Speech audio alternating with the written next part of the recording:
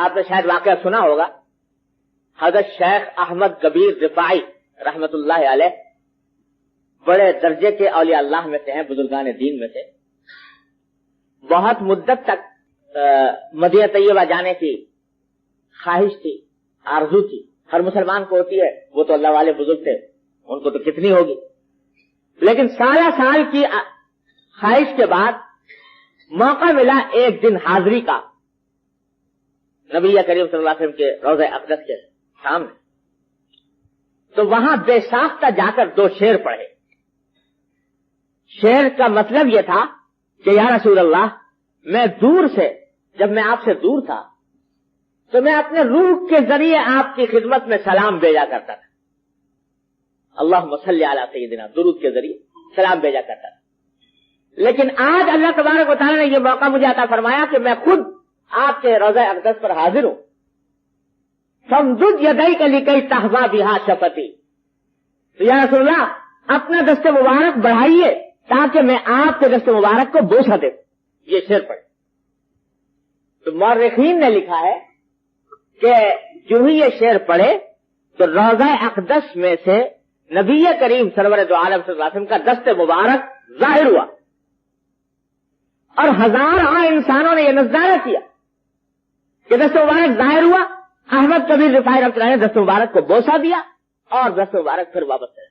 اتنا عظیم الشان واقعہ ان کے ساتھ پیش آیا، اور یہ مورخین نے متعدد تاریخوں میں لکھا ہے، اور لکھا ہے کہ ہزارہ افراد کی موجودگی میں یہ واقعہ پیش آیا. لیکن جب یہ واقعہ ہو چکا تو شیخ احمد کبیر رفاعی رحمۃ اللہ نے کیا کیا، اس واقعے کے بعد جا کر سب مسجد نبوی کے دروازے پر لیٹ گئے اور کہا کہ جتنے لوگ ہیں میں سب کو قسم دیتا ہوں کہ میرے اوپر پاؤں رکھ رکھ کے گزرے، میرے اوپر پاؤں رکھ کے گزرے. کیوں؟ اس واسطے کہ کہیں ایسا نہ ہو کہ جو عظیم الشان واقعہ میرے ساتھ پیش آیا ہے تو اس سے میرے دل کے اندر یہ کبر نہ پیدا ہو جائے کہ میرا تو مقام یہ ہے کہ رسول اللہ صلی اللہ علیہ وسلم کے مبارک میرے سامنے ظاہر ہو. یہ اپنی اصلاح کی فکر اس وقت بھی لگی ہوئی. عقل دیا ہے، یہ استعمال کرنے کے لیے دیا. عقل استعمال کرو تو بڑھتی ہے، کم نہیں ہوتی. اگر حضور اپنی بیوی عائشہ کے لیے قبر سے ہاتھ نہیں نکالتے، اگر حضور پہ صلاۃ و سلام پڑھنے کے لیے ابو بکر آتے تھے تو ہاتھ نہیں نکالا، عمر آتے تھے ہاتھ نہیں نکالا، صحابہ آتے تو ایک بزرگ کے لیے کیسے ہاتھ نکالا؟ خیال ہے، تصور ہے. تفصیل کسی وقت کروں گا. کل میں نے کراچی کے ایک مفتی کا کلپ سنا، میں حیران ہو گیا. جس کو شیخ الاسلام بولتی اور کوئی اس کو بڑا متقی اور تقی کہتا ہے، کانا تقیہ، اور بڑا مفتی صاحب ہے اور سب اس کی تعریفیں کرتی ہیں. وہ مفتی صاحب منبر پہ بیٹھ کے جھوٹ بول رہا تھا، شیخ الاسلام صاحب. اور وہ جھوٹ کیا کہ فلانا بزرگ نبی کریم علیہ السلام کی قبر پہ گیا اور اس نے کہا یا رسول اللہ، میں جب دور تھا تو اپنا جسم بھیجا، اپنا روح بھیجا کرتا تھا سلام کے لیے، اور اب آپ کے روضہ پہ آ کے میں نے جسم کو حاضر کیا ہے، لہذا مہربانی فرماؤ ہاتھ باہر نکالو تاکہ میں مصافحہ کر لوں. تو آپ نے اپنا ہاتھ مبارک باہر نکالا اور اس بزرگ نے مصافحہ کیا. ہزاروں آدمیوں نے دیکھا. تو انتہائی لحاظ کے ساتھ کراچی کے مفتیوں سے میرا سوال ہے کہ اس واقعہ کی صحیح سند پیش کرو. تمہیں شرم آنی چاہیے شیخ الاسلام اور حضرت اقدس کہلاتے ہوئے کہ منبر پہ بیٹھ کے جھوٹ بولتے ہو. اور جھوٹ بھی ایسا، یہ کس حدیث میں واقعہ آیا؟ یہ مورخین لکھتے ہیں. تو کون سا جھوٹ ہے جو مورخین نے نہیں لکھا؟ اور مجھے تعجب اس بات پہ ہے کہ جس آدمی کو ہم بڑا معتدل سمجھتے ہیں باقی مولویوں میں سے، مفتی تقی، یہ وہ بیان کر رہا ہے تو اس لیے گزارش مفتی تقی کی خدمت میں بھی یہ ہے کہ آپ اتنے بڑے مفتی ہو کر یہ جھوٹ بولتے ہوئے خدا سے نہیں ڈرے؟ تجھے اپنی آخرت کا کوئی فکر نہیں ہوا؟ ایسے جھوٹ خرافات بکتے ہوئے تیرے ان جھوٹوں دوسرے جو عام جن کی مثال مثلو کمثل الکلب ہے وہ جھوٹ بولتے تو ان کے جھوٹ کی تو حیثیت نہیں. لوگ تمہیں تو جسٹس بھی کہتی ہیں اور کراچی کے مولوی تمہیں شیخ الاسلام بھی کہتی ہیں, حضرت اقدس بھی کہتی ہیں, اور تم منبر پہ یہ جھوٹ بول رہا ہے کہ آپ صلی اللہ علیہ وسلم کا ہاتھ مبارک نکلا. کم از کم ہم تو طالب علم ہیں, فتاوی علماء بلد الحرام اٹھا کے دیکھ. فتاوی علماء بلد الحرام میں یہ سوال ہوا کہ بعض لوگ کہتی ہیں کہ فلانا بزرگ گیا اور آپ صلی اللہ علیہ وسلم نے اپنا ہاتھ روضہ اقدس سے نکالا, تو یہ کیسا واقعہ ہے؟ تو فتاوی علماء بلد الحرام میں صاف لکھا ہے یہ زندیقوں کی بات ہے, کوئی مسلمان یہ بات نہیں کر سکتا. اب ایسے جھوٹ جس پر ہم اتنے کہہ سکتے ہیں کہ اللہ مفتی صاحب کو رجوع کی توفیق دے کہ اتنے بڑے مفتی ہو کر آپ کی ان تقریروں سے عوام الناس کا ستیہ ناس ہوگا, وہ گمراہ ہوں گے. اس لیے میری گزارش یہ ہے کہ اگلی بیان میں اس سے رجوع کریں اور صاف کہہ دیں کہ مجھ سے غلطی ہوئی ہے, یہ واقعہ ثابت نہیں. حضرت فاطمہ کے لیے تو ہاتھ نہیں نکلا.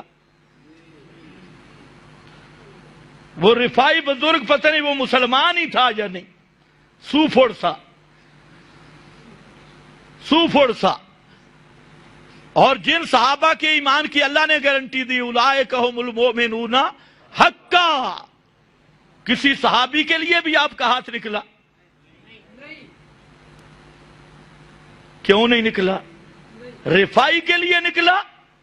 میں حیران ہوں کہ بدعت کی چھاپ ایسے لگتی ہے کہ دماغی توازن بھی ٹھیک نہیں رہتا, کبھی سوچا ہی نہیں. اچھا پھر رفاعی صحابی بن گیا تھا, ہاتھ نکلا رفاعی صحابی بن گیا تھا. حالانکہ مفتی تقی صاحب نے فتح الملہم میں جو مسئلہ لکھا ہے بالکل صحیح لکھا ہے. حیات النبی کے متعلق فتح الملہم میں مفتی تقی صاحب نے صاف یہ لکھا ہے کہ حیات دنیاوی نہیں ہے, برزخی ہے. فتاوی عثمانی میں بھی لکھا ہے کہ آپ کی حیات برزخی ہے. اور فتاوی عثمانی میں مفتی تقی صاحب نے یہ بھی لکھا ہے کہ کوئی میت نہیں سنتا. اور نیچے لکھا ہے دلیل ہے ما انتا بے مسمع من فی القبور. یہ آیت بھی لکھی اپنے فتاوی عثمانی میں, اور ریونڈیوں کی بھی گت بنائی ہے تقریر ترمذی میں. تو اس لیے میں گزارش یہ کرنا چاہتا ہوں کہ ان سے غلطی ہوئی اور اس غلطی کا ازالہ رجوع سے ہو سکتا ہے, ورنہ کتابوں میں کہتا ہے حیات برزخی ہے اور موت کے بعد کوئی سما بھی نہیں, اور ہے بھی برزخ کی حیات, دنیا کی بھی نہیں. اور جہاں تقریروں میں آ کر رفاعی کے لیے ہاتھ نکلا, اب تو مفتی صاحب کو وضاحت کرنی چاہیے کہ رفاعی صحابی بن گیا تھا. جی کیوں نہیں بنا؟ آپ کی مجلس میں ایمان سے جانے والا صحابی ہے, آنکھوں سے دیکھنا شرط نہیں ہے. حضرت عبداللہ ابن ام مکتوم تو نابینا تھے, پھر بھی صحابی ہے. مولویوں نے ہیرا پھیری کی ہے, جس نے دیکھا ہو, دیکھنا کوئی شرط نہیں. لیکن رفاعی نے تو دیکھ بھی لیا نا ہاتھ, مجلس بھی ہاتھ دیکھا. اب ہمارا سوال ہے کہ مفتی صاحب رفاعی بابا صحابی بنا تھا یا نہیں؟ اور کہتے ہزاروں لوگوں نے وہاں دیکھا. پٹواری نے رجسٹر میں نام بھی درج کیے ہوں گے, شناختی کارڈ. ہزاروں لوگوں نے دیکھا. تعجب کی بات ہے, وہ ہزاروں لوگوں کا وہ بھی شاید مفتی صاحب کے پاس سارا ریکارڈ پہنچا ہوگا, شناختی کارڈ بھی سب پہنچے ہوں گے. ہزاروں لوگ, اور وہاں مردم شماری والوں نے گن بھی لیا 1 2 3 4 5 ہزاروں لوگ وہاں موجود تھے. تو ہمارا سوال ہے وہ ہزاروں لوگ جو تھے رفاعی سمیت وہ صحابی بنے یا نہیں؟ اگر صحابی بنے تو پھر تو ماشاءاللہ، پھر تو تم بھی جا کے صحابی بن آئے ہو، کم از کم رفیع بھی تابی تو بن جائے گا، تم بھی صحابی ہو۔ اور اگر صحابی نہیں بنے، جواب سنا، ہاتھ دیکھا، پھر بھی صحابی نہیں بنے، تو پھر مفتی صاحب معاف کرنا، وہ کٹر کافر تھے، مسلمان نہیں تھے۔ اگر مسلمان ہوتے تو پیغمبر کو دیکھ کے کم از کم صحابی بن جاتے۔ تو اب زیادتی کون کر رہا ہے؟ ہم کر رہے ہیں، یہ خود مفتی صاحب کہتے ہیں یہ بزرگوں کو معاف نہیں کرتے۔ بھئی بزرگ بھی کسی انسانیت میں رہے تو ہم معاف کریں۔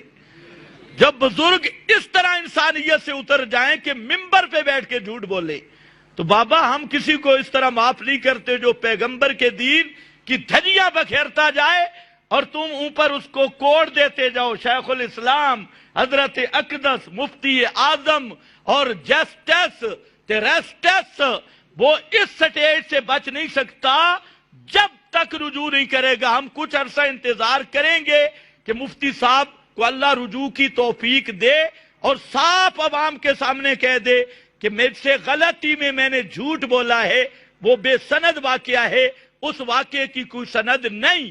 اور اگر نہیں تو پھر مفتی صاحب تو بڑے عالم ہیں، مفتی صاحب کی خدمت میں گزارش ہے اس واقعہ کی صحیح سند پیش کرو، باسند صحیح اس واقعہ کو لاؤ تاکہ ہم دیکھیں۔ تو بہرحال